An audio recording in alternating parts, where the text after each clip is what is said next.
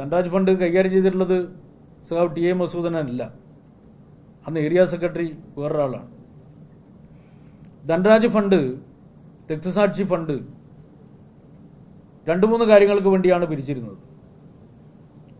കുടുംബത്തെ സഹായിക്കുക, രണ്ടാമത്തത് കുടുംബത്തിനൊരു വീട് വെച്ച് കൊടുക്കുക, പിന്നെയുള്ളത് ഇതുമായി ബന്ധപ്പെട്ടുകൊണ്ടുള്ള കേസുണ്ട്, ആ കേസുകൾ കൈകാര്യം ചെയ്യുക. ഇങ്ങനെ വെച്ചുകൊണ്ടാണ് പാർട്ടി ആ ഫണ്ട് ശേഖരിച്ചിരുന്നത്. അപ്പോൾ ആ ആവശ്യത്തിന് വേണ്ടി ശേഖരിച്ചിട്ടുള്ള ഫണ്ടും അതുപോലെ തന്നെ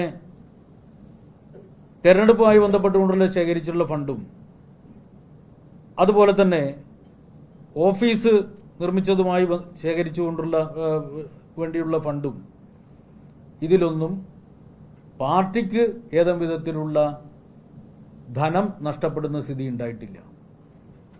ഏതെങ്കിലും ഒരു വ്യക്തി ഇതുമായി ബന്ധപ്പെട്ടുകൊണ്ട് വ്യക്തിപരമായി ഏതെങ്കിലും വിധത്തിലുള്ള ധനാപഹരണം നടത്തിയതായിട്ട് പാർട്ടി കണ്ടെത്തിയിട്ടുമില്ല. വിശദമായ പരിശോധന ഓഡിറ്റർമാർ നടത്തിയതാണ്, പാർട്ടിയുടെ അന്വേഷണ കമ്മീഷനും വിശദമായ പരിശോധന നടത്തിയതാണ്.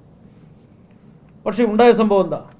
വരവ് ചെലവ് കണക്ക് സാധാരണ നിലയിൽ സമയബന്ധിതമായി അംഗീകരിക്കണം, അതാണ് പാർട്ടിയുടെ രീതി, അതിനൊരു മാനദണ്ഡമുണ്ട്. അതുപോലെ തന്നെ കേവലമായിട്ട് അംഗീകരിക്കലല്ല, ഇന്റേണൽ ഓഡിറ്റർമാർ ഓഡിറ്റ് ചെയ്യണം. നിങ്ങൾ തന്നെ ഇപ്പം പറയുന്നത് കേട്ടില്ലേ, അദ്ദേഹം തന്നെ പറഞ്ഞല്ലോ, ഓഡിറ്റർമാർ, അദ്ദേഹം തന്നെ ഓഡിറ്ററായിട്ടുള്ള ചുമതല നിർവഹിച്ചല്ലോ. അപ്പോൾ ഓഡിറ്റ് ചെയ്ത് ആ കണക്കാണ് പാർട്ടി കമ്മിറ്റി അംഗീകരിക്കുക, അതാണ് CPM-ന്റെ രീതി. പക്ഷെ 2015-18 കാലയളവിലുള്ള ഈ ഫണ്ട് ശേഖരണമാണ് ഇവിടെ നടന്നിട്ടുള്ളത്. ആ ഫണ്ട് ശേഖരണത്തിൽ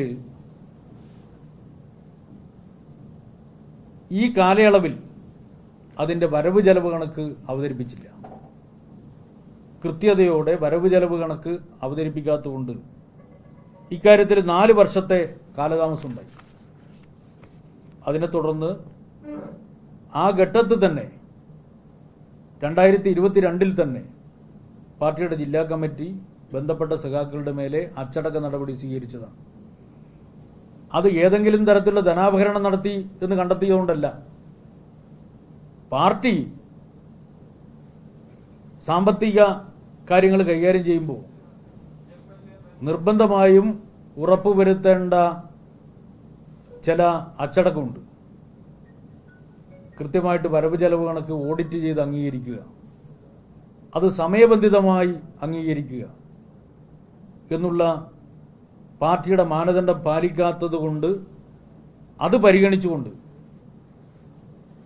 ബന്ധപ്പെട്ട സഖാവ് ടി എ മസൂദൻ ഉൾപ്പെടെ അതിന് മൊത്തം ഓഫീസ് നിർമ്മാണവുമായി ബന്ധപ്പെട്ടുകൊണ്ടുള്ള ചുമതലയിൽ പ്രധാനപ്പെട്ട സഖാക്കൾ, അവർക്കെല്ലാം എതിരായിട്ട് 2022 തന്നെ അച്ചടക്ക നടപടി സ്വീകരിച്ചതാണ്.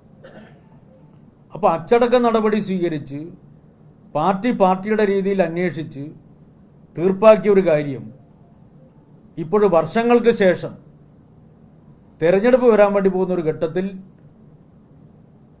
വി കുഞ്ഞികൃഷ്ണൻ കൊണ്ടുവന്ന് പാർട്ടിക്കെതിരായി നിരന്തരമായ വാർത്ത ചമക്കുന്ന ഒരു മാധ്യമത്തെ ഉപയോഗിച്ച്, BJP അധ്യക്ഷന്റെ ചാനലിനെ ഉപയോഗിച്ച്, അതിൽ തന്നെ പാർട്ടിക്കെതിരായി നിരന്തരമായ വാർത്തകൾ തയ്യാറാക്കുന്ന ഒരു മാധ്യമ പ്രവർത്തകനെ ഉപയോഗിച്ച് ഇങ്ങനൊരു ഇന്റർവ്യൂ നടത്തിയത് ദുരൂഹമാണ്. അദ്ദേഹം ഇത്തരക്കാരുടെ കയ്യിലെ പാർട്ടിയെ കടന്നാക്രമിക്കുന്നതിന് വേണ്ടിയുള്ള കോടാലിക്കൈയായി അധപ്പതിച്ചിരിക്കുകയാണ്.